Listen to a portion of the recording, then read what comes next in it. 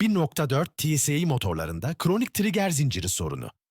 Bu motorlar Golf, Jetta, Passat, Scirocco, Audi A1 A3, Seat Leon, Skoda Octavia gibi modellerde yaygın, özellikle 2008-2013 arası EA111 kodlu motorlarda 122 beygir gücü, 140 beygir gücü, 160 beygir gücü Twin Charger versiyonlar.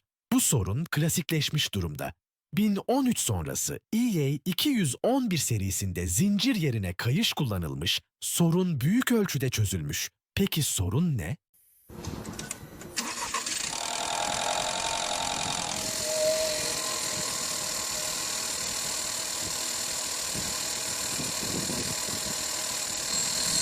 Trigger zinciri zamanla uzuyor, gergi mekanizması zayıflıyor ve kılavuz raylar aşınıyor. Düşük kaliteli yağ, geç değişim veya kısa